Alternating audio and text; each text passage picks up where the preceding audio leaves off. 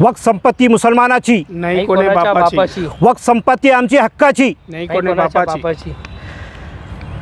मैं मोहम्मद शहाबुद्दीन सौदागर, वक्फ मालमत्ता सुरक्षा फोर्स प्रदेश महासचिव, मेरे साथ यहाँ मौजूद है वक्फ मालमत्ता सुरक्षा फोर्स के प्रदेश अध्यक्ष रशीद सिद्दीकी साहब और ज़िला अध्यक्ष सलाउद्दीन नहरी साहब। आज औरंगाबाद के ऐतिहासिक कब्रिस्तान में, क्रांति चौक के इस ऐतिहासिक कब्रिस्तान में हम आए हैं। आपको इस ताल्लुक़ से कुछ मालूमात देते हैं हम। वक्फ मालमत्ता मुस्लिम कब्रिस्तान व मस्जिद, सर्वे नंबर 77, काला चबूतरा, क्रांति चौक, औरंगाबाद, महाराष्ट्र राजपत्र 1973, सीरियल नंबर 188, पेज नंबर 30 और 31 पर स्पष्ट इस मालमत्ता का उल्लेख है। इसका वक्फ नोंदनी क्रमांक है MSBW/ABD/447/2013 है। ये संपत्ति पर गैर अर्जदार नंबर 1 100 लीलाबाई रघुनाथ धामने, नंबर 2 सुमित रघुनाथ धामने, ये वक्फ बोर्ड और मैनेजिंग कमेटी कब्रिस्तान व कदीम मस्जिद क्रांति चौक औरंगाबाद की परवानगी के बगैर अवैध अनधिकृत बने खोद काम करके ज़मीन उद्ध्वस्त कर रहे हैं, जिसके कारण मुस्लिम समाज, मुस्लिम धार्मिक स्थलों की विटंबना हो रही है। गैर अर्जदारों की यह हरकत की वजह से मुस्लिम समाज की भावना दुखी है और गैर अर्जदार की यह हरकत की वजह से शहर की शांतता भंग हो सकती है। इसको नज़रअंदाज नहीं किया जा सकता। पुलिस कमिश्नर साहब इस बात की नोंद ले, इस पर ध्यान दें। तकरार अर्ज देना हर भारतीय नागरिक का संवैधानिक अधिकार है। यह प्रकरण में हम तकरार अर्ज लेकर क्रांति चौक पुलिस स्टेशन गए थे। वहाँ मौजूद मैडम ने आधा घंटा बहस के बाद हमारा तकरार अर्ज लेने से साफ इनकार कर दिया। हमने क्रांति चौक पुलिस स्टेशन के नए पीआई होड़कर सर से मुलाकात करके प्रकरण को समझाने पर उन्होंने तकरार अर्ज पर इंडोर्समेंट कर दिया था।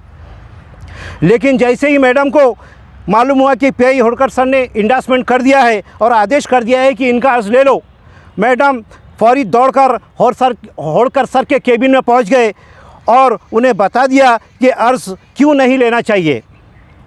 जिसके बाद पीआई होड़कर सर ने इंडोर्समेंट किया हुआ हमारा तकरार अर्ज हमें वापस कर दिया, जो इस वक्त हमारे हाथ में मौजूद है।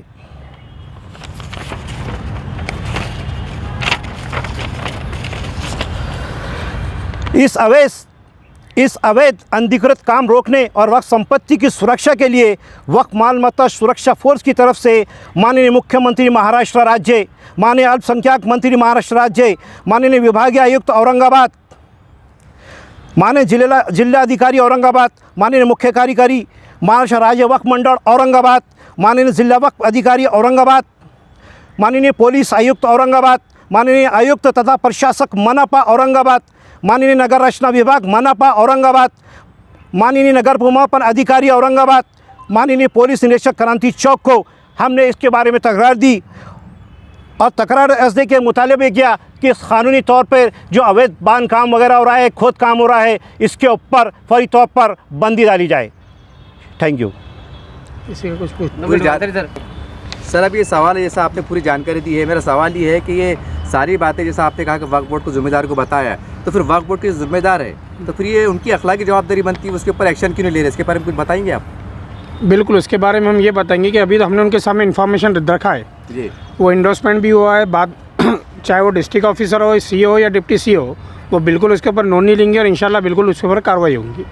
दूसरी बात ये है कि ये मामला आज पहली बार नहीं हुआ है, ये क्रांति चौक हर वक्त में ही सुर्खियों में होता है जी, क्योंकि अक्सर यहाँ की मिल्कियत, चाहे आप क्रांति चौक कब्रिस्तान मस्जिद खदीम मस्जिद की बात करें, पीछे क्रांति चौक झंडे के पास का हो वो उधर का कब्रिस्तान है, काला चबूतरे की बात करें, ये पूरा एरिया महाराष्ट्र राज्य वक्फ बोर्ड की मिल्कियत ही है।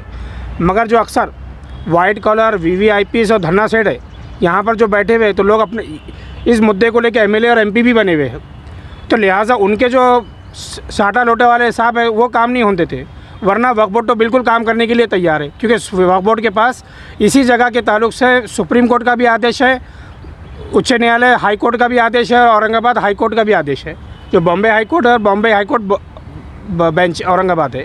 सर औरंगाबाद में और भी कई मतलब जो लीडरशिप है मुसलमानों की अलग अलग पार्टी क्यों ना हो, तो क्या आपने उनसे कुछ बात की, क्योंकि वो भी सरकार में रहते हैं, कुछ आपकी मदद हो सकती है? मसला हमारा ये है कि हम जब तक पहले जुडिशल के पास नहीं जाएंगे, जुडिशल पावर्स यानी हम जब तक ऑन द पेपर जब हमसे कोई भी हमको कल को कोर्ट जाना पड़े तो कोर्ट हमसे यही पूछेंगे कि आप पहले न्यायालय नीचे की ऑफिशियल डॉक्यूमेंट कंप्लीट किए क्या, उस बेस पर कुछ बातचीत कहीं हो सकती है तो हम लीडरों के पास जाएंगे, वरना हमें किसी भी लीडर से उम्मीद नहीं है, किसी भी पार्टी की लीडर से उम्मीद नहीं है।